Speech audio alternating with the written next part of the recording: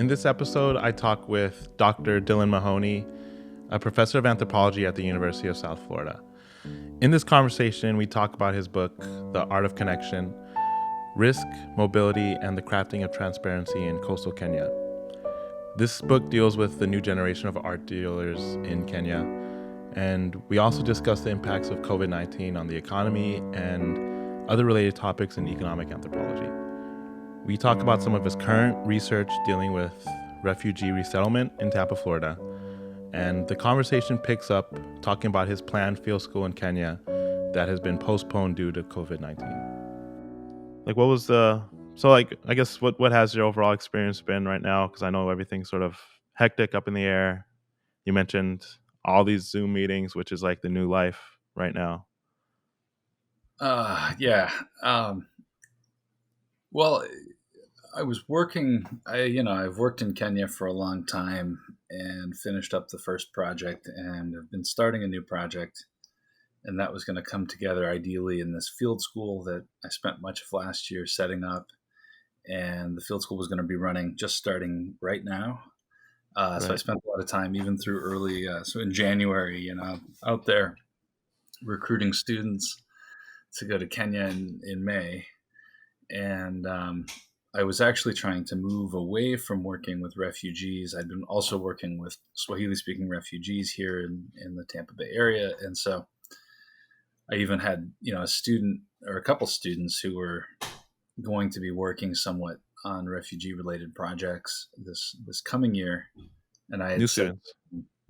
Yeah, these are either I had both grad students, but then I have an undergrad honors thesis for a student who wanted to do something refugee related. And, in previous years, I kind of could have said, well, we're doing this project here. You can have this piece of it.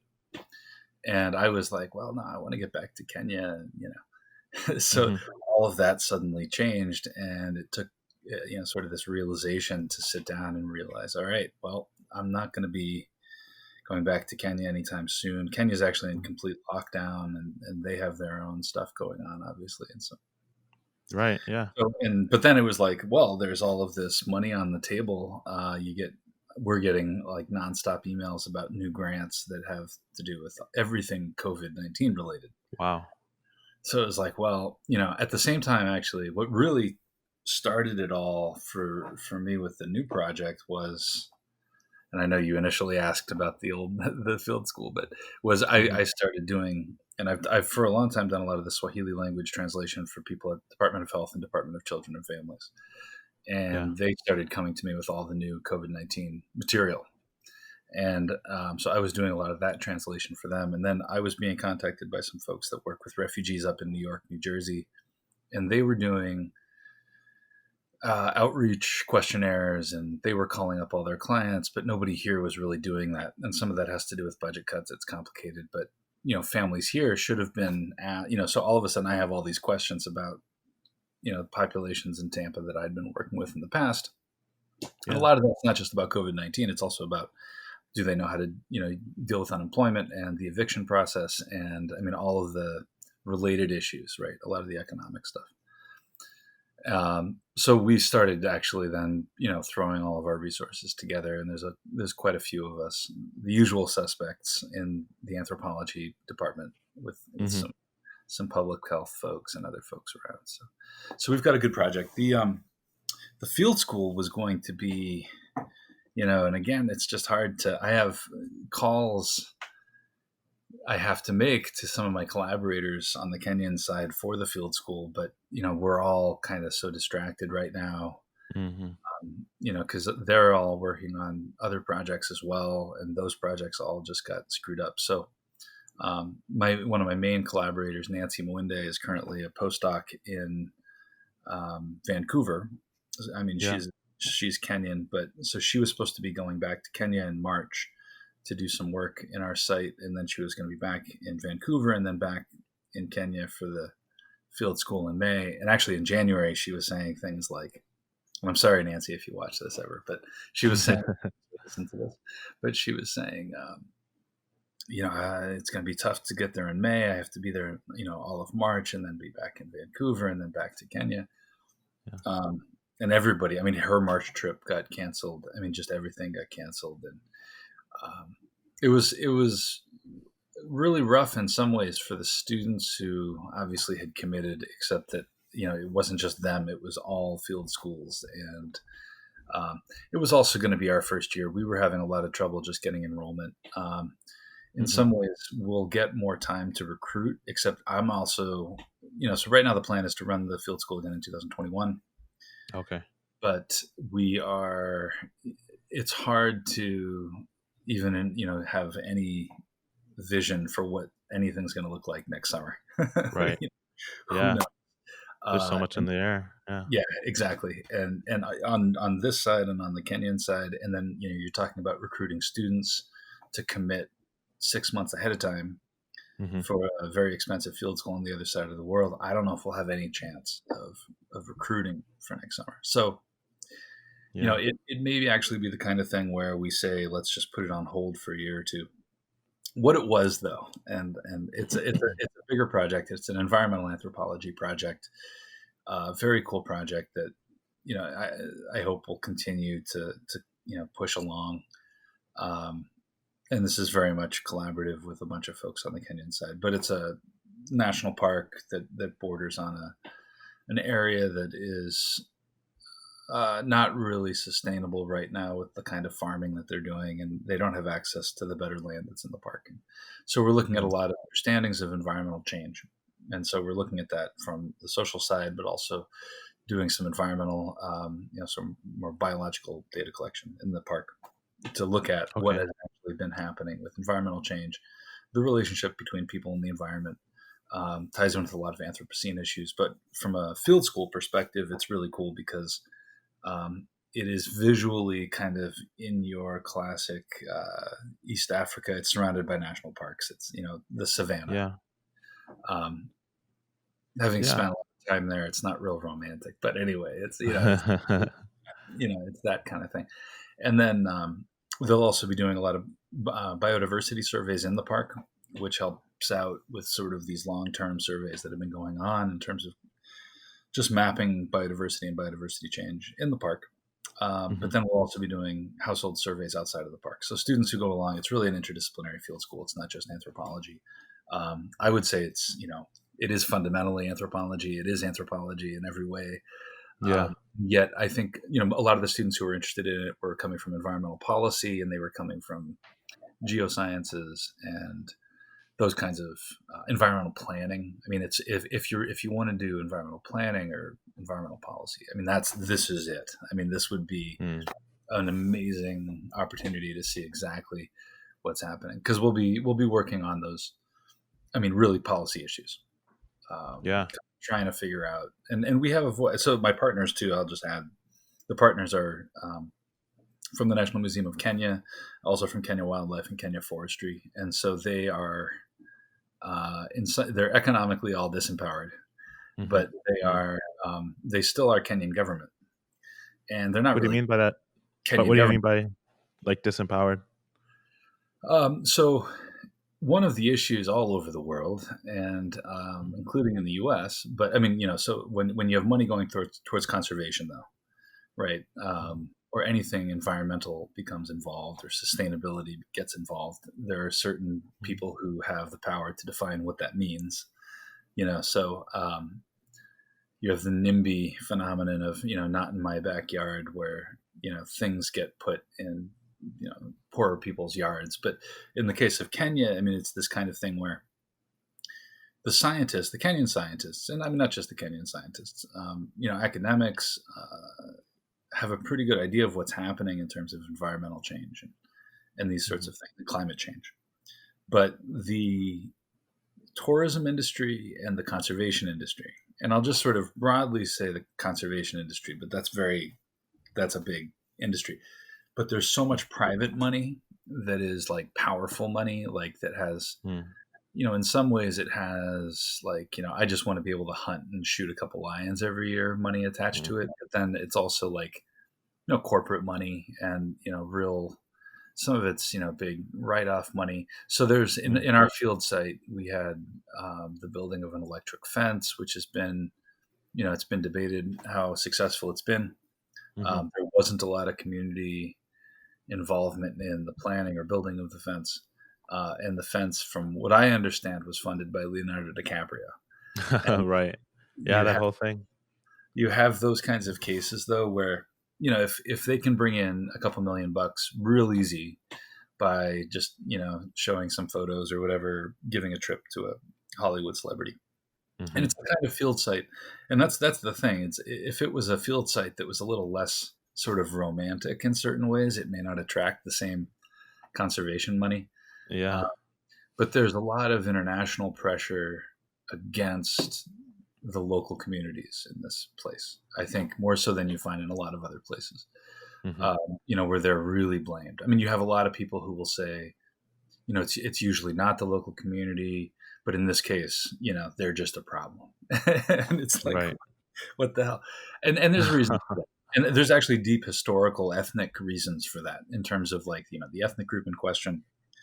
There's two big ethnic groups in question, the Maasai and the Kamba, and they've been, at least in this case, in the conservation situation, discursively constructed as opposites, where the Maasai are communal and natural conservationists, and you'll actually see Hmm. that in some of the literature, whereas the Kamba are individualistic and anti-communal and anti-environment, and they just want to make profit, and so they'll do anything they can. So they represent, if they'll, they've actually constructed in their construction of humans Mm. these variations of Africans, the good Africans Right. and the Africans. And it Uh, sounds like the bad Africans are like Western almost. Like now they're in this yeah, like absolutely, they're more is that westernized. Yeah, yeah. they become more like us, and so there's this Yeah. self-deprecating aspect of it too. So Yeah. Yeah. That's interesting. And at like the same you time, also I mean, I've worked yeah. I've worked with the Kamba community for all of my time in Kenya, and Hmm. I love Kamba people. They're basically country bumpkins. So I don't agree with most of the stereotypes that are out there. Yeah. But kind of fun. That's interesting because like you're also talking about multiple interests, right? So you have the people who want to like I guess shoot lions and then Oh, whatever that means and but what about the other people? I guess like the people who aren't necessarily getting that like material or maybe even like the thrill of it. Like you talked about tax write-offs and Leonardo DiCaprio. I guess like yeah. what are they getting out of it? Well, there was one, and it really struck me. There was a blog post started by a young British guy, and it was one of these just amazing. I wish I had screenshot it because I don't think it's up anymore. This was probably 5 or 6 years ago, and it was about his trip to Kenya, and he's going down the highway from Nairobi to Mombasa, and he looks, and he's all this smoke, and Mm.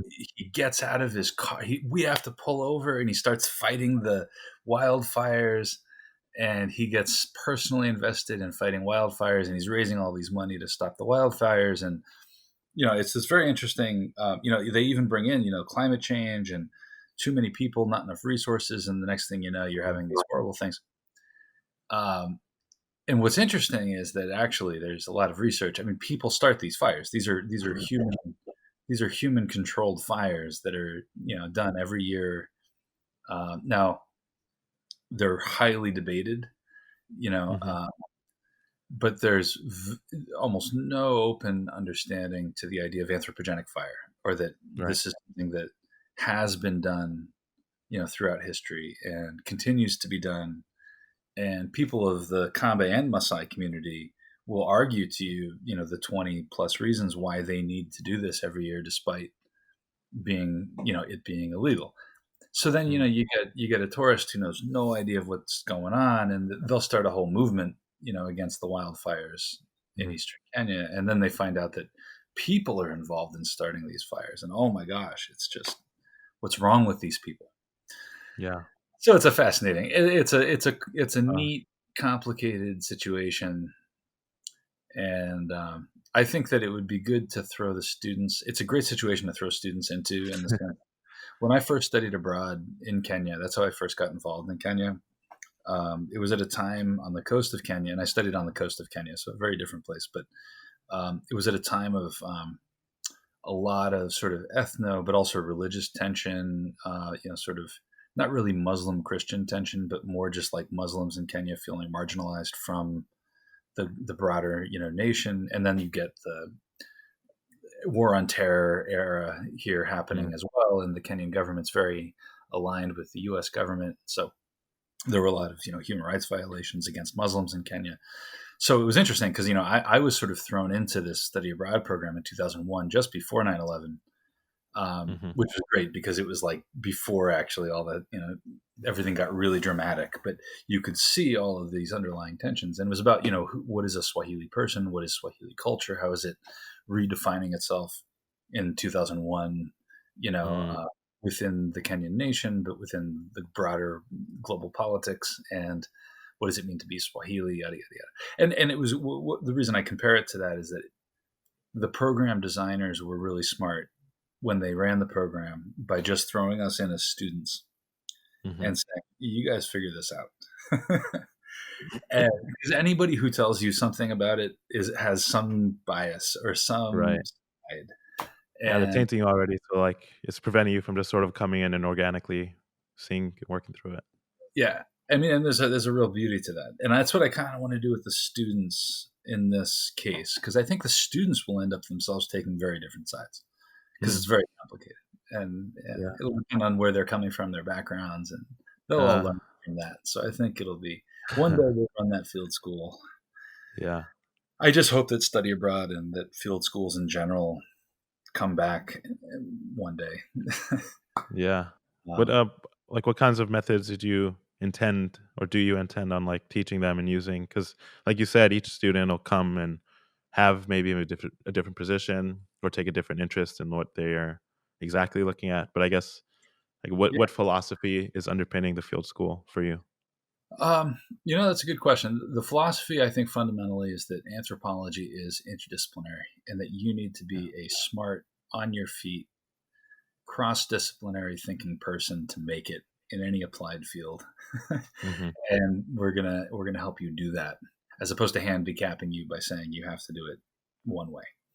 Right. So what we do is there's always the method of participant observation and just throwing them in there. I mean, they're studying abroad, so we have a lot of just basic excursions, and all the staff but me, so the other co-directors and all the other staff are Kenyans, Hmm. and so um, they'll be doing, I mean, just being there itself, is a methodological component. I want them to think about that. But then in terms of the more hardcore methods, we actually start really quickly with trips into the park, where Hmm. they're learning how to do transects and they're learning how to grid areas to do biodiversity surveys. And they get both vegetation and wildlife. And we do that because it's the kind of thing you can do really quickly, actually. Yeah. You can teach them how to do it in like a day, take them out into the park and have them actually do it the next day.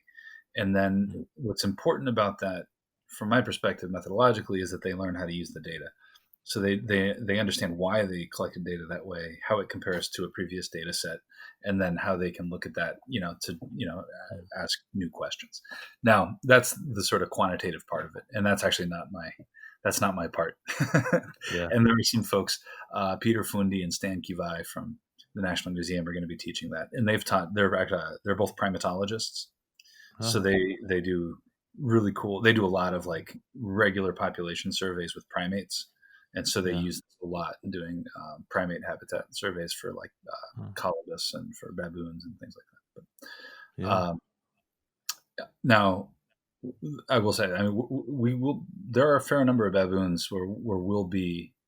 It is an ornithologist hotspot, so there's a lot of birds. It's a biodiversity hotspot for birds. Birds are one of the big things that students will actually be out there, Hmm. with these really cool, the Kenya wildlife people who are amazing, because they'll say, look, and they'll tell you it in English, Swahili, and Latin, and they know every all these species. It's really really cool. They're just walking, knowledge fountains. Wow. Students will get a really good experience.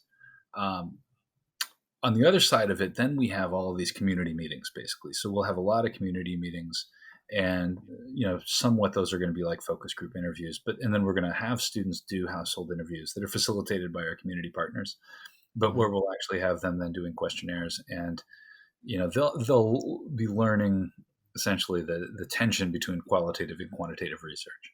Hmm. So I want students to eventually be going out and hanging out and talking to people, Right. The deep hanging out.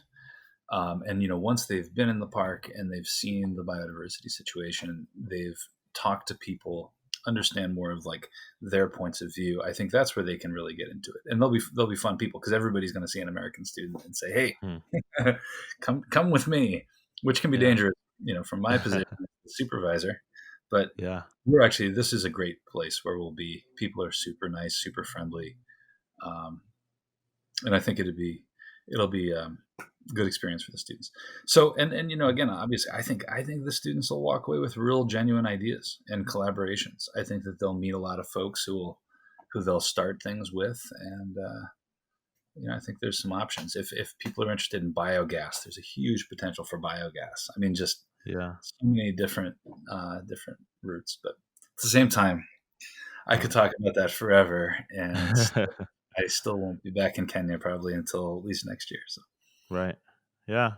And you mentioned the issue of, I guess, like safety, right? Like whenever people think about like yeah, research, especially in other countries, especially anthropological research, that tends to get like, you know, uh, labeled under this like almost doing this work with cultures that are sort of seen as exotic, exoticized for all kinds of reasons. Like the issue of yeah. safety is also there. Like I don't know if you'd like to weigh in on maybe what students can expect there, but even like your own experiences in terms of like experiences in the field. Boy, yeah. You know, the caveat to all of this is with COVID-19, things are so Hmm. different. And I personally, I just wouldn't travel at the moment, obviously, just not only Right. because it's impossible due to policies, but, I have a friend in Mombasa and I just asked him to see if the National Archive in Nairobi was open. Hmm. And, he said, the city's on lockdown. The archive is open. I could try to get up there for you. I was like, no, don't even, Not worth it. not worth Yeah. it. So that's one of my Kenyan friends with connections. And now, um, moving forward, it's obviously going to be an evolving situation. I think that's going to be really what's interesting is how it'll play out over the next couple of years in terms of people moving and risk and security. Now then, you've got the regular situation. Now USF takes risk, of course, extremely seriously. It's the reason nobody's traveling, and they shut down international travel before the U.S. government did. All Yeah. that. But they have Liability and all that. really, yeah, and I tend to think of it as being about liability, and I got a lot of respect. I mean, I think there's still something good about the fact that USF is a state institution Hmm. and they have a wonderful set of people on their risk team. I'm not just trying to um, garner favor with them because they do, hold the future of some of my programs in their hands. But Yeah. they have really good people who really, I think, do care. And it's important to sit down and talk to who those people are. They're not just lawyers who care about liability. Um, Hmm. at the same time, what they care about are things that I cared about. And when you're starting a program in Kenya or anywhere like that, actually, this is advice for anybody listening. The first person you should meet with is the risk person. First person I met with. Everybody I talked to after that said, "Oh my gosh, this program sounds great, but have you talked to the risk people?" And I Hmm. said, "Oh yes, I have a 2 thumbs up from them." And as soon Hmm. as then it's just all gears forward. So I said, and I was very, very nervous about that meeting actually, and I shouldn't have been. But the thing is, I've run field schools in Kenya before. I did that back in the earlier 2000s, and when I was actually a grad student. Yeah. And it's a while ago, but I've been there before, and I know exactly what I need to be worried about as a person on the ground responsible for these kids. Right. And I know the crap that they'll pull. And I know Hmm. exactly. I mean, I've studied abroad there, but I've also taken students there. I've advised a lot of study abroad students, and it's a really careful balance between giving them enough independence. I mean, they're adults. They Hmm. could easily travel there on their own as tourists and get in a lot more trouble. Hmm. And you need to make sure that they are learning as much as they can. And obviously staying safe. And my talks with the risk people have always been great because I care just as much about, at the same time, they have a great healthcare program and system. They were able to tell me exactly which clinics to take students to if anything happened. Hmm. They have great insurance. I once had to evacuate a student from an island off the coast of Kenya who had an appendicitis, and we had Wow. flying doctors to come in. And so, because I had that happen in 2007, I was like, so we need to have flying doctors. Like, I'm not settling for anything less. But the risk people Yeah. hear that and they say, awesome. Yes. That's great. Yeah. Um, let's have it. So, otherwise, it's not that remote a location. It's close to really good healthcare. It's between two really huge cities. It's it's next to a national park, but it's a tourist destination. Hmm. It's very poor, and yet there's very little crime. It's one of those wonderful parts of the world. Um, Anthropologists sometimes find themselves that are just very poor, but have very very little crime. So Right. I think that we're going to be we'll be in a good place, and it's going to be a lot of orientation. That's what I handle, a lot of orientation and introduction for students, and Yeah. it would be cool. Now, Yeah. That sounds awesome. when you mention risk and liability, these are things we should be talking about right now because of happening coronavirus. And Right. what's amazing to me is that with the privatization of, and it's related to privatization, but with the privatization of risk management, Hmm. so basically governments aren't responsible for risk management, right? You have governments that just say, well, it's up to you. Mm. um, you have these people now who are, so you have the risk management corporations, so the pharmaceutical corporations and the healthcare and the financial advisors, all of Wall Street, right? It's all risk management. Yeah. And they not only run the show, but it's just amazing at this point because they've made this calculation with the reopening of our economy, right? It's all Yeah. based on, well, what's the risk of how many people dying who aren't among us, right? Huh. Uh, versus some of us dying, but we'll be able to get health care because we're rich, and Right. we'll be able to afford good enough health care. And if you have a mansion with a swimming pool, or you don't have to have a mansion with a swimming pool. If you got a crappy little house with a really nice swimming pool, I mean, Hmm. quarantine's great. Hmm. Yeah. So I just think that the the amazing extent to which all risk, and not just the risk of getting coronavirus, but like the risk of Yeah. being kicked out of your house, or the risk of everything is just all being passed off right now. It's fascinating. Yeah. And the people It is. controlling all this discussion are the people with the money, and that's actually the risk management industry, because they're just very, they don't want to deal with those other people. They make a Yeah. the way it is. So It is. And you saying that makes me think of something else in terms of like, I guess recently, I know this is like a sharp turn. Our conversation is taken from where it started, but in California, like 3 months, it's been extended the quarantining uh, for citizens in California for 3 months, and people are upset about that. In terms of risk, it's like it seems like the only reason that's happening is because if like a lot of states aren't doing that, and President Trump isn't doing that because if it's mandated that people have to stay in, then the government has to like take responsibility for that, right? It's almost like you take your absolutely. risk into your own hands. It's like exactly what you're talking about. Like it's not up to us. You take it. You're able to go places. You can start working again. And hey, like by We're that, giving you freedom. We're giving you the freedom to exactly. have Yeah, anybody yeah, taking care of you. yeah, yeah. Exactly. That's Um, exactly it. Yeah, but and that's exactly the reason we're going to see. I think earlier this week they said in rural parts of America, and I think it's like Kentucky, Wisconsin, Michigan, there's like a 2,000% increase in rural areas. hmm You know, mm, those are the Trump supporters out there too, and we'll see.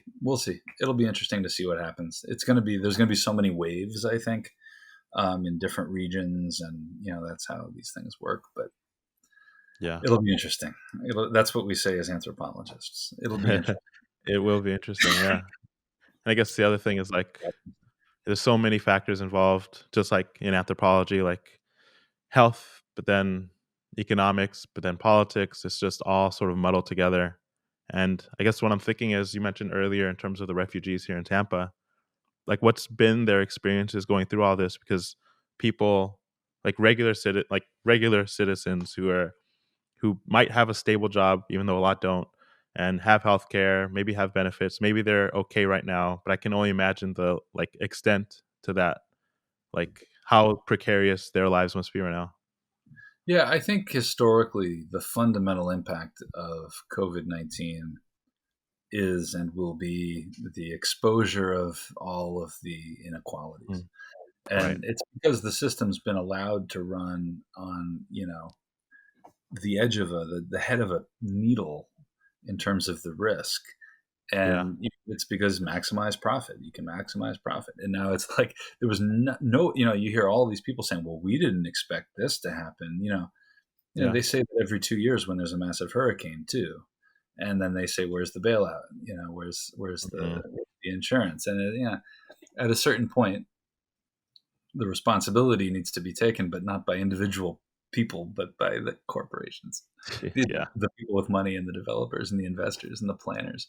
But in any case, but I think, yeah, fundamentally, what we're seeing among Congolese refugees, but also other refugees, and I'm excited to say, actually, we're including Syrians and hopefully beginning next week. We'll be at least initially looking at Congolese and Syrian refugees here in Tampa. But um, it's a lot of the same as what you're seeing in other, it's just a little worse. It's because you have a Mhm. community that already had issues with housing.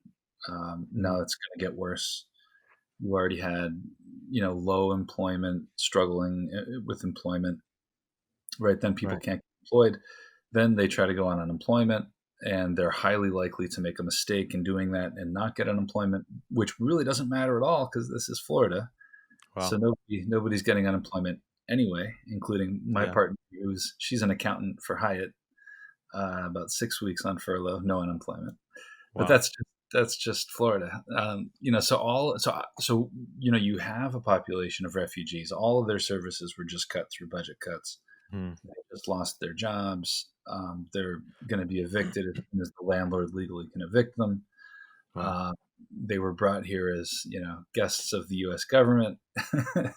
There's very little support.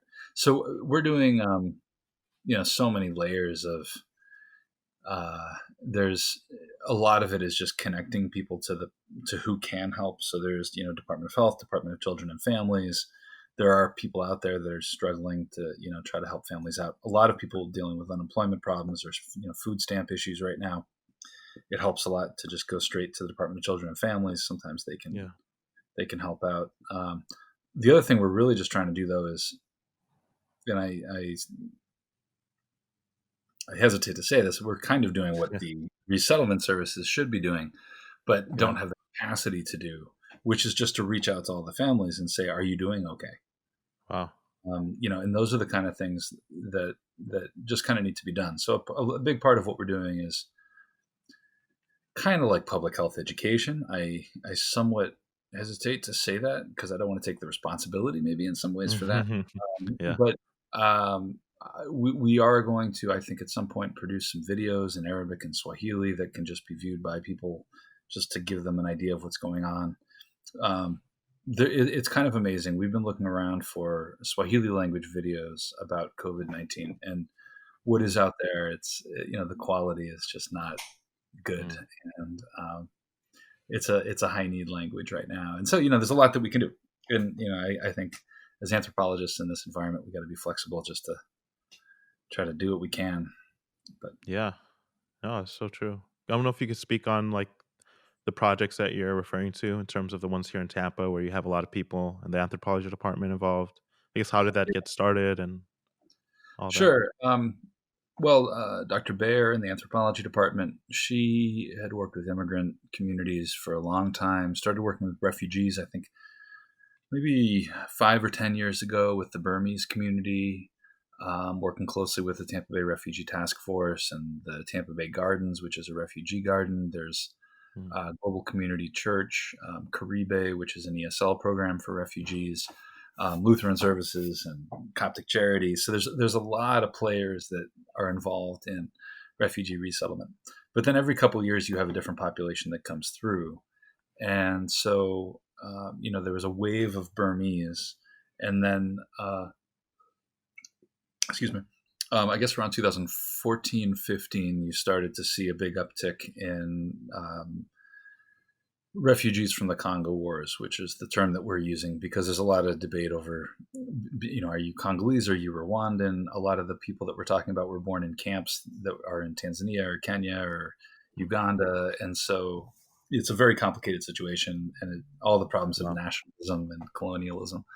So this is a population. It's the biggest population being resettled in the U.S. through UNHCR internationally. So that doesn't include asylees, but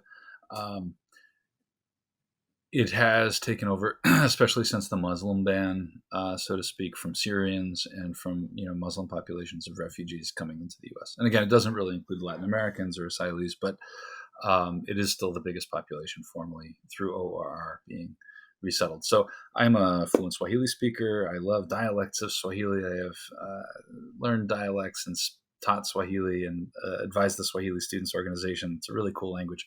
So when all of this started, my colleague, Dr. Bayer, said, can you help me with the language side of the project? We want to do a diet nutrition project with Congolese refugees. And so we jumped into that in 2017. Big team of students. A lot of students from the Swahili Students Organization, others even just in our department. And then we got into things like school bullying and access to benefits. And the project really snowballed. And partially it was the timing. You had budget cuts. You also had anti-refugee sentiment. And then you had a population coming in. The Congolese population, it has a lot of the same issues as other communities. It's like but it has all of them. So, very low levels of English, very low experience of cities, very low rate of people who have ever had a job or had to pay rent or even lived in a house or had windows or had a roof. I mean, it's like, so cleaning. I mean, so there's a lot of just basic things. And education became just a huge issue. A lot of people have never been to school, very limited schooling. So you have all of that. It's just sort of a perfect storm. So we've been working with that community. At the same time, they've done extremely well. There have been very few families coming recently compared to what was in 2015 and 16. So a lot of those earlier families have become kind of like anchor families. The other advantage we have is a lot of the refugees that are relocated here are the people who are, upstanding members of the community or community organizers or translators back in Africa. And so because we have a couple of those folks, they have emerged as community leaders and we work closely with them. And so that's been, it's just an ongoing project and it's really fun. Yeah. Actually, I will say we have a YouTube channel where we make some YouTube videos and we really want to get that going again with the COVID-19 stuff. If we create some videos, and I think we're at the point where we tried the YouTube, video production project with the refugee youth a couple years ago. And I think there was a lot of learning curve when it came to just learning the technology. Mm-hmm. And so a lot of the work fell back on me. And because I'm trying to do participatory media, that doesn't really make it, it's not really participatory if I'm doing all that, stuff. They were giving me a lot of feedback and they were doing a lot of the work. But in the end, what I need to be able to do, and I think I'm about at that point, is to identify some people in the community and just give them laptops.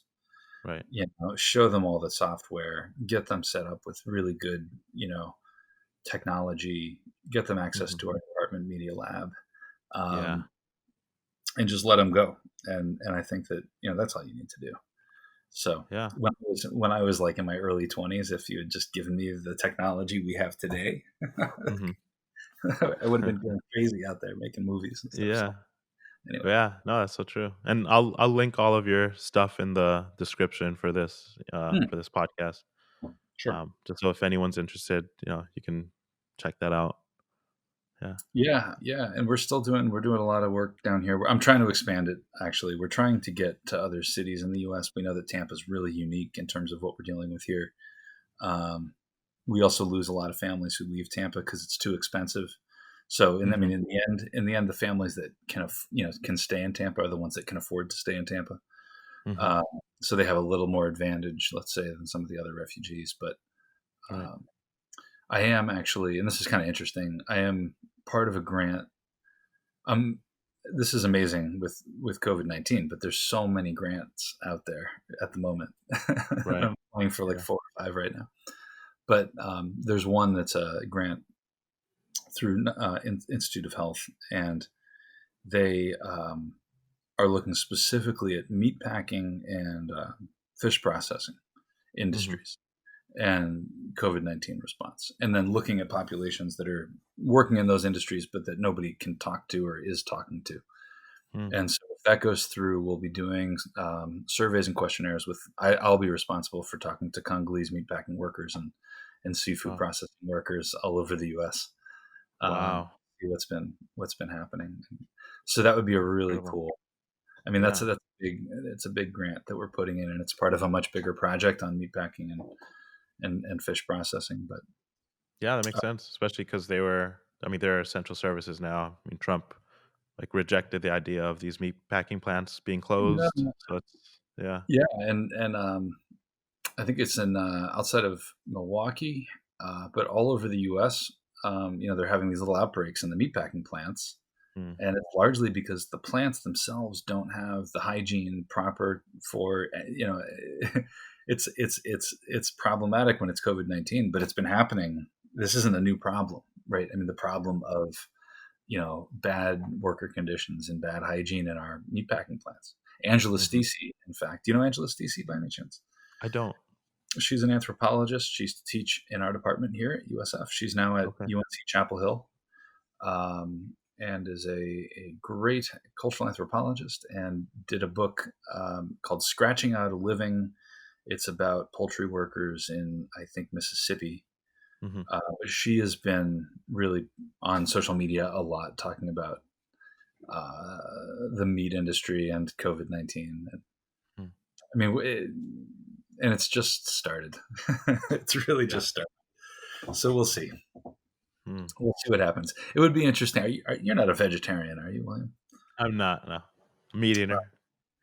I used to be a vegetarian. I'm more than dabbled in vegetarianism, but I do eat some meats. But I would have no problem not eating meat. So I think it would be actually really funny if they just had to close all meat processing in the U.S. Yeah. Just that's it. Sorry, people. Yeah. There's It lots of would veg. be hell What of a would transition. I think it would be the most amazing social experiment to just cut American meat, and they would Yeah. have. You've got lots of fruits from all over the world imported from Latin America, from South Asia. You've got every grain imaginable, Uh-huh. including Yeah. ancient grains, and yet people would probably starve if they couldn't eat meat. So Yeah. Yeah. we'll see. I mean, that's like the majority of like a lot of Americans' diets. Like we consume so much like an abundance of protein that we need because we're so meat heavy, meat dependent. Yeah. Well, and the Yeah. environmental consequence of that is enormous. so, Yeah. so we'll Right. see. Anyway, that's the other good thing. We'll see. We'll see. The environment has become cleaner Hmm. since the beginning of COVID-19, and I Yeah. think a lot of people are actually saving money. Right. I think about all of these non-essential things that are out there shutting down. Well, that's a Mm. lot of non-essential money that people were spending. Right. So we'll see. Yeah. A lot of people are spending time at home. I mean, people are presumably buying still, like getting Postmates or Uber Eats to their homes, but a lot more people are cooking, presumably. Yeah. Yeah. It's a lot of like non-essential services being used now. Yeah. So we'll see. Anyway, Not being used. Yeah. And I guess another thing I wanted to ask you about was your book, The Art of Connection. yeah, sure. Um, it came out in 2017, and I do have a copy. I have a copy oh yeah, sitting here. How about that? nice. Uh, I And just taught it for the first time actually in my grad course this spring. Yeah. oh, you did? How was that? It was fun. It was good. It was really interesting. The students were nice. Yeah. Yeah. They liked it. They pretended to like it, I guess. Okay. No, that's pretty awesome. I mean, it's so, 'cause part of the book you're talking about, like, the new technologies and how they're being used by artisans and people dealing in art, and I guess, Yeah. like, what does that look like? Because often when we think about, like, people in other countries, we do tend to exoticize them so much, especially in the popular media. Like, there's just these sweeping generalizations, and I think a big part of your work, as with a lot of anthropological work, is, like, nuancing it. So I don't know if you could talk about some of those juxtapositions in your research? No, absolutely. And in the book, on the one hand, I wanted the study the book was based on to be very sort of economic and to really be, a interview based, in depth, long, longitudinal, interview based study of Kenya's curio industry. And a lot of the book is historical. I was listed for a while actually as the top new book in East African history on Amazon. Nice. And I thought to myself, I didn't know I wrote a history book. um, but there is substantial history actually of Kenya's tourism industry, especially the Yeah. coastal tourism industry, and then also significant history of the curio industry and the arts and crafts industry in Kenya. Mhm. And those go hand in hand. They're very interesting and unique. There's a lot of history of the Kenyan economy, the informal economy, and market economies and such. So, and the cooperatives industry. That's the other big one, is sort of the Kenyan cooperative industry, which was a particular component, came out of British colonial policy. But the idea of organizing everything around cooperatives and having a ministry of cooperatives and social services. The idea being social services are largely provided through Mm. our the British maintaining of African cooperation, which they just assumed was there, and Africans cooperated. So we're just gonna, in classic indirect rule, mode, say, who's your chief? All right, you collect the taxes. We're good. Mm. And they kind of set up cooperatives around a lot of various industries. And initially they were resisted. This is a lot of what I talk about in the book. But at a certain point, people realized that in fact cooperatives were a really good way at formalization, and access to markets, access to capital and credit, Mhm. if they were done on their own terms. So there's been this sort of debate and contestation over cooperatives. And so a lot of the book, in any case, I was going to say, a lot of the book is just economic. But as I've already sort of alluded to with that, it's also very much about representation. And so one of the Mhm. really interesting things I play with in the book is, the idea of, well, when I first started the research, one of the big images you would see is a Maasai herder with a cell phone. Yeah. And it was just like a cliche. And it was like, why? What symbolically is so provocative about this, backwards African tribal person and a cell phone? Because the reality is, and I used to teach it this way, I would say, well, if you look at a Maasai, they're wearing all these beads, right? Those are all imported beads. Even in the 17, Mm. 1800s, they demanded those beads because they controlled all of the passage of the caravans, right? Huh.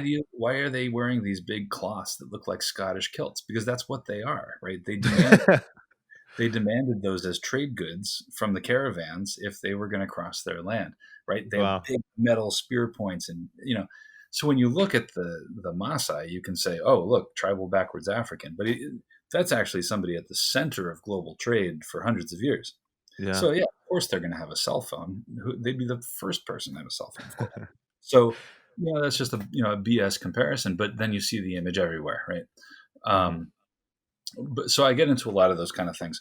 Like what's really interesting about the Kenyan crafts industry is that there really was no wood carving industry in Kenya before the 20th century. And so Mhm. people would make things out of wood, but there was no tradition anywhere in Kenya really that I know of, or and I've read extensive research on this. No tradition of making masks. One of the Mm. biggest reasons is there's just not a lot of trees in Kenya. I Yeah. mean, Kenya is not real heavily forested. It's a lot of open land. Um, there was a lot of metalworking, a lot of beadworking, a lot of working of things from the coast. But the kind of big carvings, actually, here you go. The kind of big carvings that you see, like this one, which is so Mm. big. I can't even, Yeah. uh, those only really kind of emerged in the 20th century. And, so the industry itself, while it represents traditional Africa, people go and they buy this stuff because they want some African traditional product or something. It's really not traditional at all. Mm. It's actually very modern, and it changes, and it keeps up with the times. And this is where, I do a lot of really fun things in the book with like representation and tourism industries. But one of the issues is tourism changes, tourism industries change, and tourists change, Mm-hmm. and what they're looking for changes, and there's always this dynamic taking place. And so with time, and this has been studied around the world, with time you see that tourists don't want to just see things, right? They want to touch things, they want to do things, and they Mm. want adventure, and they want to have sex with people, they want to swim with Mm. sharks, they want to go hang gliding, and and there's a lot of literature on this. Mm-hmm. They want to they want to drink, they want to eat food, they want to consume, and this gets into phenomenology and phenomenological literature on tourism and movement. Yeah. And the reality is, it used to be cool to go and see a lion, but Right. when you go on safari, you're like, that lion's kind of far away, and there's like 30 other safari vans, and it kind of looks better at home on your 4K big screen. And then Yeah. it's slow mo, and you can see the drool coming out of its mouth. So, Yeah, yeah, and it's being narrated by, David Attenborough or something. right. So I think actually the impact of all of that is that it pushes people, a little further. They want to kill a lion. Yeah, They want to actually cut its heart out or something. right.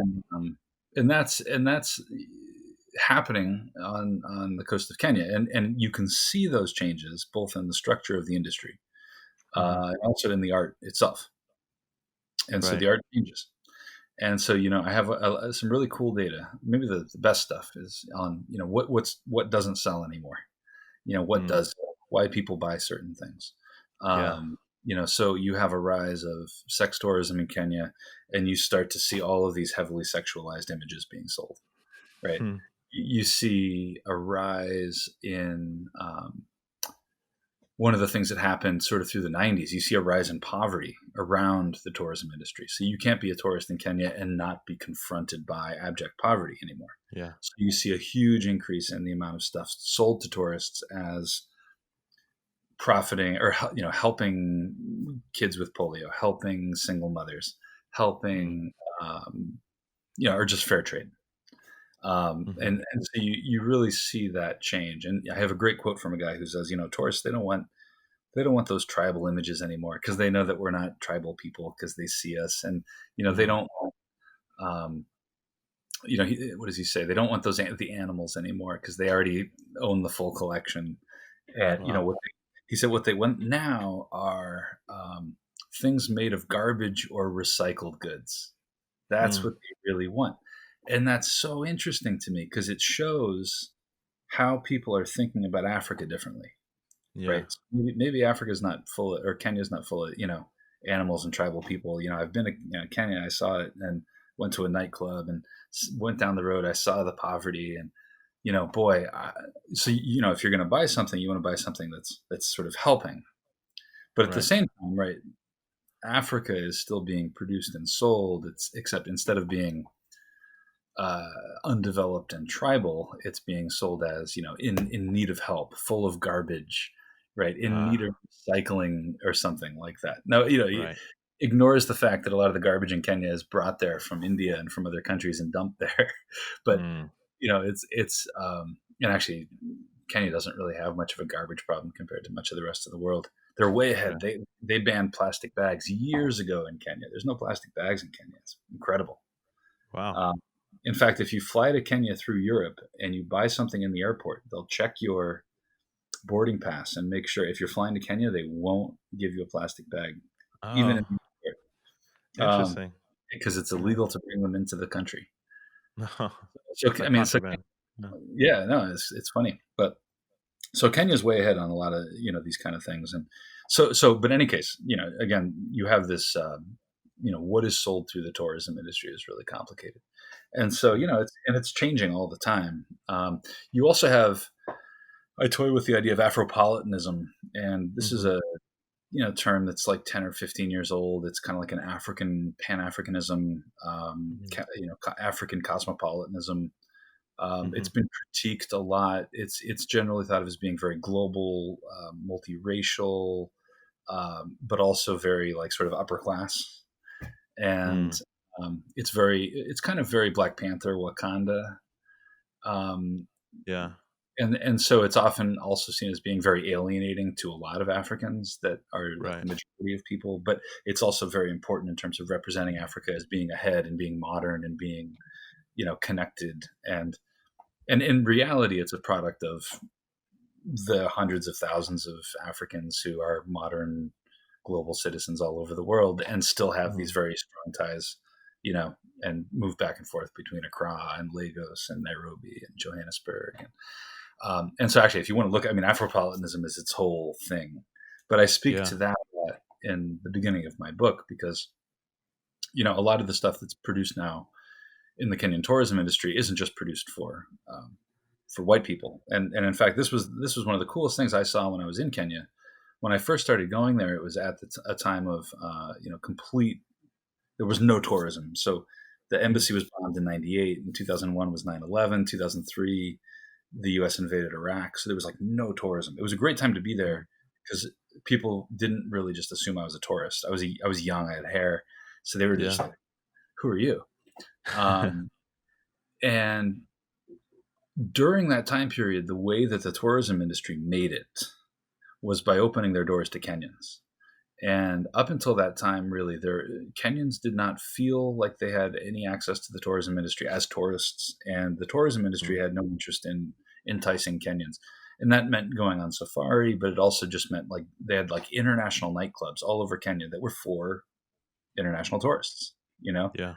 What do you do when there are no tourists? Mm. Um, and so it was really interesting to be a part of that kind of like that move of Kenyans into like and taking over the industry. So I talk about that a lot in my books. So for the last 10 years at least, if not 15 years, Kenyans have been the biggest demographic of tourists in Kenya. Mm-hmm. Uh, that's a really big deal, and it's been a really big change, and it really changes the Yeah. industry, right? Because you're not selling stuff to Germans, and I mean, so if I used to work with people who like had little shops in the hotels, really nice Yeah. hotels. You got glass, glass shelves and a little cash register and a shop in a hotel in Kenya, though. And you're selling stuff to white tourists, and if they're Germans and Italians and Americans, right? But if half the people staying at that hotel are Kenyans, right? You're gonna Wow. sell. You got to sell very different things. Yeah, Uh, completely different. You're not selling an image anymore. It's like, yeah, so it's interesting. presumably people who aren't gonna buy into it. Yeah, so well, what I see is this kind of Afropolitan aesthetic emerging out of that, and there are a lot of things that Kenyans do buy, right? And so but they don't want an image of a Maasai warrior, but Yeah. jewelry, a lot of the jewelry, it's a lot of jewelry, fabric, clothing, shoes, a lot of that stuff. I mean, and tourists buy the same stuff. Mm. And they'll buy. I have a great quote from a guy who says, the tourists will look at what the Kenyan tourists buy, and then if they want to buy what the Kenyan tourists buy. That's like being Kenyan. Oh god. Yeah. So it's fascinating, because but really, it's like in '95, if you went to Kenya as a tourist, you would feel it's nice. I'm spending all my time in this, hotel. The only Kenyans I meet though are the people who work here. Mm. And now, if you go as a tourist to Kenya, like you're going to be surrounded by some really rich Africans. Mm. Yeah. It's actually, and I mean, it'd be worthy of study. I talk about it a little bit, but Kenya used to be one of these like really cheap places for like a German truck driver to Yeah. go as a tourist, and he could pick up a girl and have a great time. Yeah. But it's really different when that German truck driver is now surrounded in his tourist venue by these very upper class African families. Mm. Mhm. It's fascinating. It's super cool. It's super Yeah, cool. that's super cool. I Um, it'd be is that something you're interested in doing, like, next for research? it's. I mean, I discuss it in the book. Right now, tourism in Kenya is dead. I Mm. think that one thing I could do if I wanted to would be to do a quick article on the impact of COVID on Hmm. basically my research participants. I could probably call them all up and do quick interviews with them and just see what's happened. I just, it would probably be a similar story to what you're finding in a lot of the US, though, which is that, yeah, COVID is what had the impact, but the groundwork for the collapse was set before then. Yeah. Um, Hmm. like, so one of my really best friends in Kenya, I mean, he hasn't, even before COVID, he had lost his job, Hmm. so now with COVID, it's like not that different for him. Right. Wow. It's a little more insecure, but hey, Yeah. so we'll see. So is that how do you? I guess overall, both in Kenya and in the U.S., I guess around the world, um, do you think COVID sort of just took? I guess it's just another layer of vulnerability people are already experiencing. Because I know that you said that you have an interest, and I know in your research, having taken your classes as well, you have an interest in like economic anthropology. I guess what's your perspective Absolutely. on that? Yeah, no, I think that's exactly. I mean, that's a good way to put it. Is that it's another layer of vulnerability, but um, people were already. I mean, and that gets back to my earlier statement on risk. The risk management Hmm. has been passed from government to corporation, and those corporations are the ones fighting the hardest to take control of the government. So I wouldn't call it neoliberalism; it's actually neo-fascism. But Mm. just like by definition, I'm not sure why nobody calls it neo-fascism, but um, especially because it's being sold to people through white nationalism, right? So it's like Right. it's exactly what it is.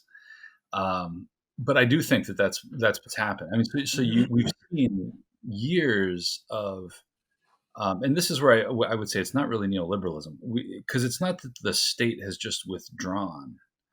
The state, in fact, is completely beholden to the financial industry, the pharmaceutical industry, the healthcare industry. Um, it's just that they decide carefully who is worth taking care of, you know. Huh. And so we can bail out those industries when they aren't able to help rich people. Mm. And then, I mean, Hmm. you can't call that neoliberalism. These are massive government bailouts.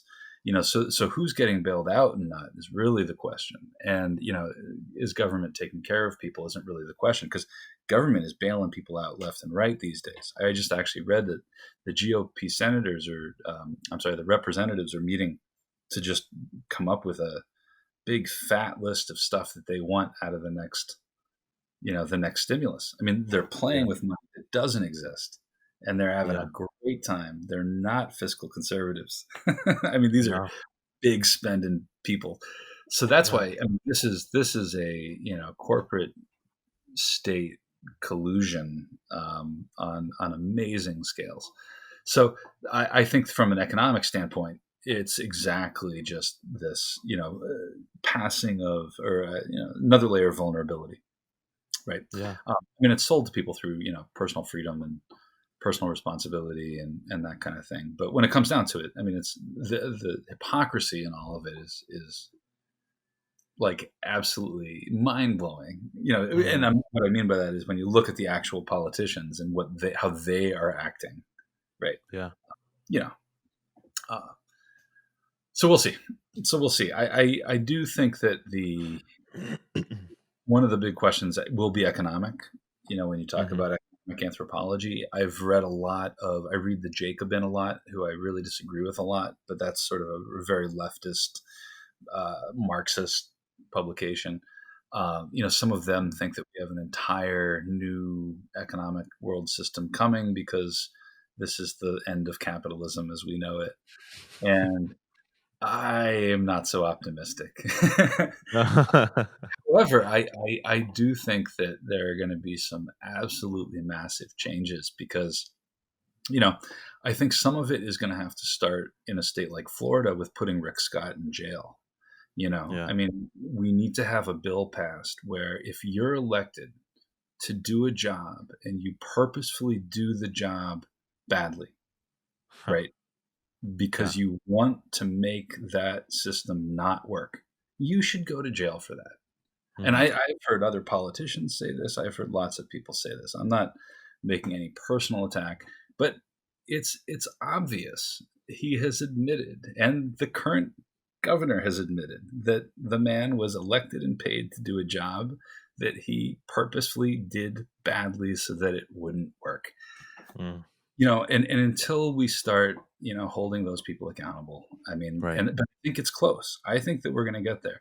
I'm optimistic that first responders who may have been supporting the president are realizing that he doesn't care at all about their health or well-being. Right. Yeah. I think that older folks, older people who are only valuable for their votes, the president and his party should care a lot more about them. Yeah. And I think they're probably seeing that they're seen as expendable. Yeah. So it's a really interesting time where, as with any fascist government, it's just a very clear delineation between who's expendable and who's not. But I think that once people realize that that's what's going on, Mm-hmm. I can, I think that, I do think there's another big economic. I mean, I hate to go off on this, but the stock market has been radically overvalued for about 2 or 3 years. Mm-hmm. It's amazing, not just the drop, right, that just happened, but then the climb back. And Mm-hmm. if you read anything, and I usually don't agree with them, but if you read anything that all the top investors, Jamie Dimon, Warren Buffett, they're all like, we're screwed. So what's happening right now is fascinating because it's small scale investment people Mm-hmm. who are selling their clients on, you got to put your money in this, you got to buy. Um, Hmm. and they're getting a lot of the small scale people to do that, like everyday people. Wow. I still think that there's going to be a big collapse because the economy as we knew it cannot come back Mm-hmm. until things like movie theaters reopen and all that stuff goes back to normal. And the Yeah. government just, a bankrupt government just gave away huge amounts of money, Yeah. uh, much of which, when we trace it, I think is going to end up overseas. Right. So Mm. there's a huge amount of that stimulus money that got eaten up by companies that are just going to bank it and put it overseas. So, Hmm. yeah, I think we're in trouble. But Yeah. I feel like until we hit real mass evictions, you know, um, Hmm. real, like, I think it's gonna it may have to get real bad, but it could get bad real fast. Wow. Like I was just going by the University Mall the other day, and there were about like 5 cars parked, and they were people were living out of their cars, and Wow. they had laundry lines set up and stuff. And and Wow. and trust me, I mean, my partner's lucky; she lives with me. We'll get through this. But she's been out of work for 6 weeks with no unemployment. Mm-hmm. And that's most of the people in Florida who have applied for unemployment. Mm-hmm. And I really think that there's going to be and yeah, there's going to be some big things happening. That Um, is incredible. I did not know that there were line like out in front of University Mall like that. That yeah, yeah, it I was, mean people and we'll yeah. start to there's we'll see. And again, I mean, the media, the mainstream media isn't covering most of this, although NPR has done a pretty good job. I think there's a lot of things that our local political leaders could be doing, but they're also just like trying to figure out what the heck is going on. Right. Um, Yeah. so we'll see. I think we're Yeah. lucky. I'm lucky. We Yeah. will. Yeah. Definitely. And the other thing is like recently Trump President Trump admonished Fauci, the like sort of on the in terms of the media, in terms of press conferences, he's like the head of public health, at least in the vision of the public. And Mhm. at this point, there's been this big falling out, and it's been pegged in the media as like science versus like politics, or even then Trumpism versus science. And I guess there's this big effort to see like these distinctions between how like science is saying one thing and politics is sort of saying another thing, which is gets into the issue of like why Trump wants to open the economy and all that. I guess what do you think about those kinds of like distinctions Yeah, and you know, I think obviously, I mean, binaries are always problematic, Right. but I do think that, I mean, I have a much more complicated way to explain it, but I don't think that's a bad way to explain it. um, I mean, I do think that what happened is in the early days, Trump would not think of risking an economic shutdown Hmm. like what was happening in Wuhan. Mm. Uh, and I think he really just didn't take it seriously, and he thought this was nonsense. Right. The U.S. government only took any action when Tom Hanks got sick, Right. and that there were a lot of famous rich people that got sick. All of a sudden, the U.S. went into lockdown. Mm. I think that it's become clearer now. You know, NBA teams, professional athletes, they have access to their health care. People are in their groove now. They've got it kind of figured out. If you're rich, you know, who's dying, you know, black, brown people, poor people, old people who are poor. I mean, so I think it's very easy to say, oh well, let's open it back up. And Mm. now the fundamental calculation now isn't because he wants to kill off those people.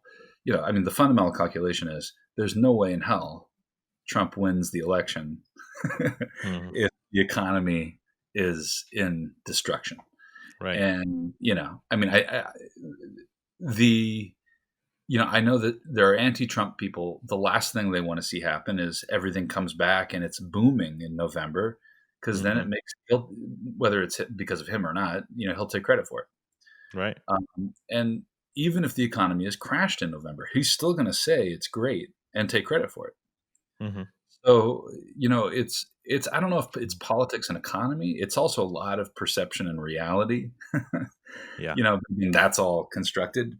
Um, you know, I think it's much easier in this case to just be specific and say, look, what's happening is he needs the economy to be good to be reelected. I do see this as shaping up to be a huge backfire. Right. I think that what's going to happen is that the heartland, Trump country, is going to see the worst of it now. Hmm. And that's just what the scientific models say. And you know, it'll be interesting. Are they going to blame it? You know, that's why they're setting this up to blame it all on China, right? Mm. So Hmm. when half of Kentucky gets sick, it's not Trump's fault for saying it's not real. It's, you know, it started in a lab in Wuhan or something. Yeah. You know, there's an interesting blame game. Um, what's maybe most fascinating about the Trump campaign right now is, you know, people say that they give mixed messaging, or that they'll contradict themselves, but Hmm. they know exactly what they're doing. They do that on purpose. Hmm. Right? I mean, they want to be right in 10 days, so they'll tell you five Yeah. things because they know at least one of those five things will be right. Yeah. You know, they want to say they have six different plans because at least one of those plans might be viable in, you know, 20 days, even if they all contradict each other today. Hmm. And it just takes one talking point. And it's very interesting because, you know, there was a time when people said in like anthropomedia Hmm. that, you know, we're in a new democratized time because people can see everything. And so, you know, you can't contradict yourself because you're on film. But what they've Hmm. realized is that people don't watch more than 10 seconds of something. Yeah. Sound bites. It doesn't matter if there's contradictory evidence. Right. So they're just Uh, running. So at the same time, you know, and I don't know if you have thoughts on this, please let me know, because now I just feel like I'm telling you what I've been thinking for the last 6 weeks, but yeah. the crazy thoughts of quarantine. But but I come from sort of rural New Hampshire, not sort of. I come from rural New Hampshire, and I know people, and I'm still friends with people on Facebook that are kind of rural New Hampshire folk, and they're not dumb. Hmm. And I feel like a lot of there's a culture, and there's also a culture there Right. of social media, and I think we hear about that, but we hear about it often in terms of like, you know, real extreme racism, or you know, and the people I know don't share any of that stuff, but it's still very right wing, Hmm. and it's very it's much more framed around like government and freedoms and Yeah. identity politics around like being an independent rural American with my truck and my boat and my fishing poles and my hunting guns and everything I need to be ready to get through The Walking Dead. And Mm-hmm. so it's this very interesting. So then those people are all over social media now. Right. And their presence is fascinating, and the memes that they share are really fascinating. And there's without a question, I think, a bigger cultural, differentiation between, like, this is an urban problem. It's a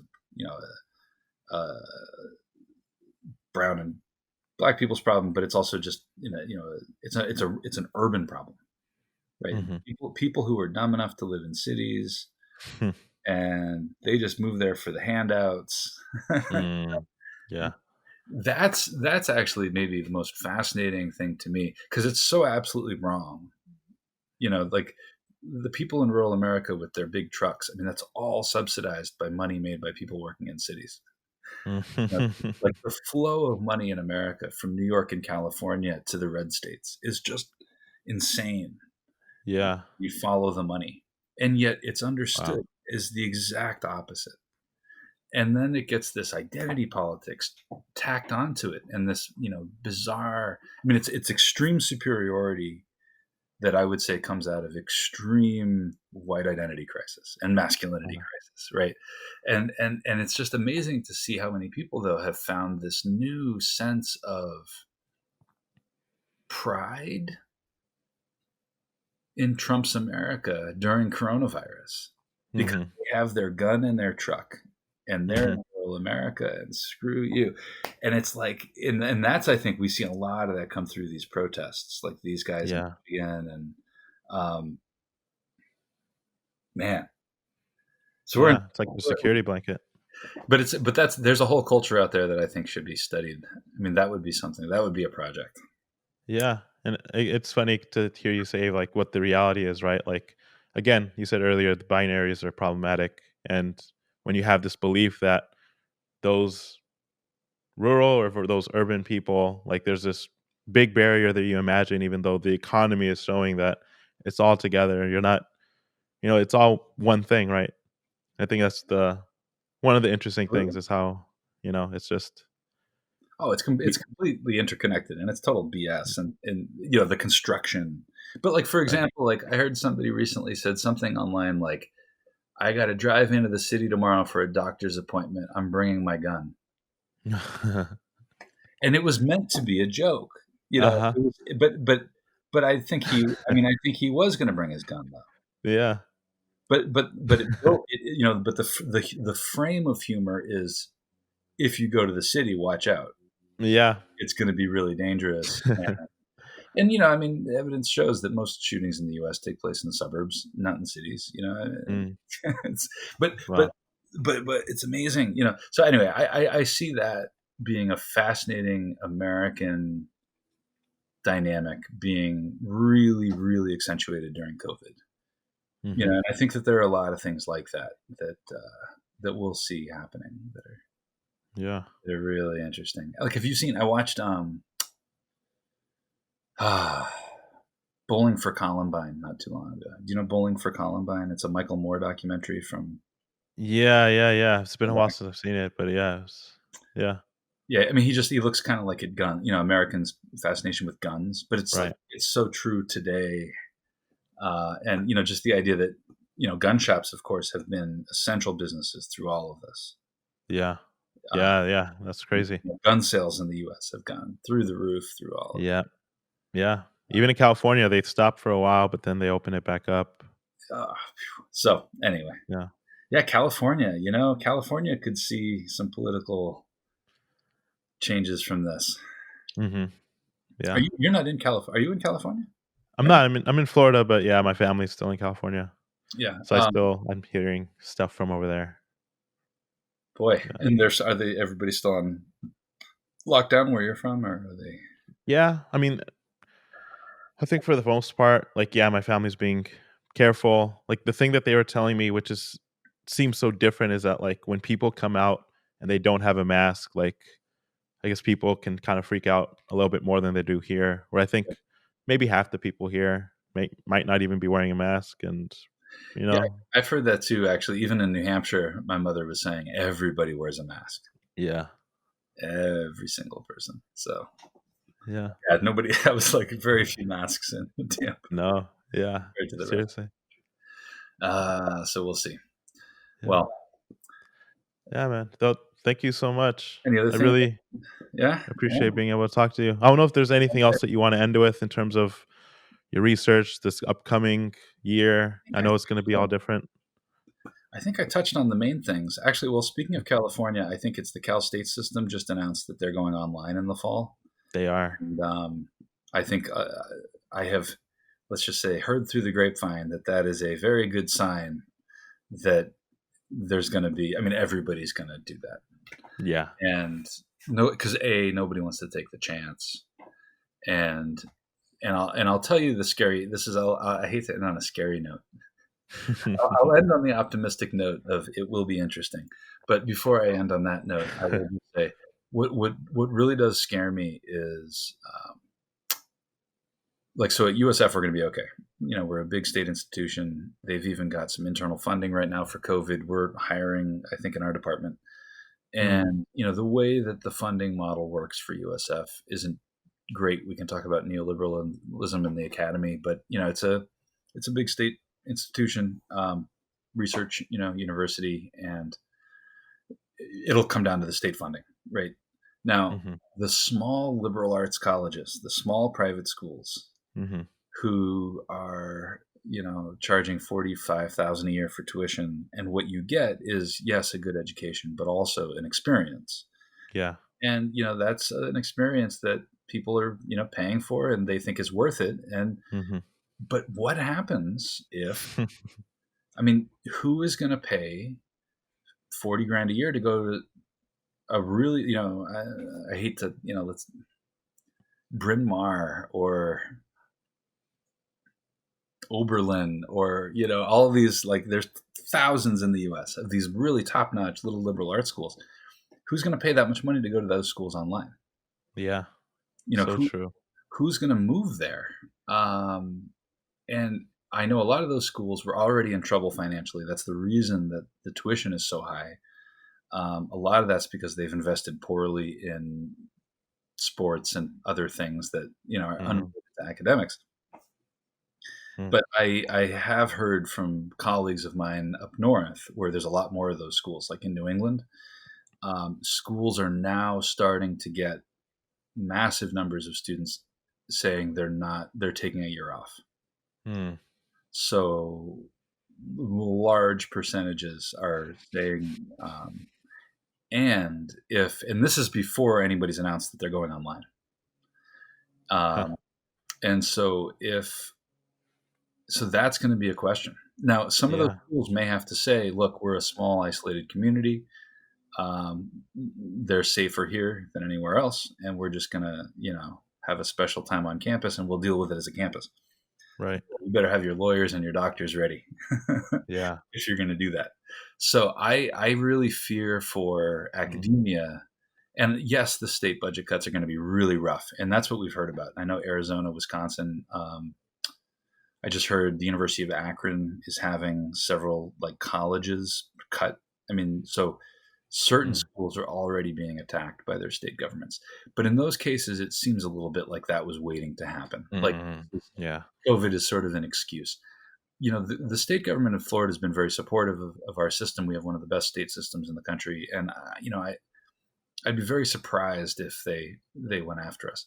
I am worried about systemically the impact of thousands of small colleges going under. Wow. And it could even be that we get a huge influx of online students. I know, Southern New Hampshire University, which is from right where I'm from, like 10 minutes down the road, they're one of the biggest online providers, and they're now offering all these online classes for free or for 50% off. Wow. And in reality, they're just cutting right into, they're stealing students from all of these other colleges. And it could be, really exposing the problem economically with the way that the system was set up, but I worry because, I mean, the impact it would have on the job market, right? If a bunch of anthropology departments close, I mean, the job market's already awful. And now you're going to have all of these, senior, really experienced people with no jobs. And So I'm not trying to get all down and dark, but I'll leave you with that's one of my last thoughts. And it's just something to watch. I think through the summer, um, it'll be really interesting to watch and see what happens around the country with higher education. And Yeah. we're not protected. Mm-mm. And I think a lot of, for lack of a better term, a lot of Republican administrations would love to just destroy higher education, and Mm-hmm. and they have some time to do it, and it could be brought back. I mean, it has to be brought back for the future of the country. But obviously, if you bring something back 5 years later after you kill it, it's not going to be it's not Mm-hmm. going to be the same. It's So not. that's what we're dealing with refugee resettlement. We're already in that situation. 4 or 5 Wow. years Yeah. ago, 4 or 5 years ago, we were resettling over 120,000 people in the U.S. And Yeah. actually, I'd have to check that. I'd have to see. It was up in the up towards 100,000 there, the late Obama years. And we were down to about 20,000, and now we're down to zero. Mm-hmm. And it's not just the number of people coming to the U.S., but the number of people who were employed, working, doing the resettlement. It's a whole Mm-hmm. industry that's gone now. So if they decide, oh, we're going to start resettling those refugees again, who's going to do it? Wow. Yeah. All those organizations that took decades to develop are gone. Yeah. And they're dying Yeah. right now. so That's uh, really crazy. so Yeah. that's what we could see with a lot of the education system, I'm afraid. But we'll see. And I'll leave you. This is my optimistic note. Uh, it will be interesting. It will Yeah. be. Well. There's no way for it Yeah. not to be. So anyway, take care. Stay Yeah. safe. Thanks.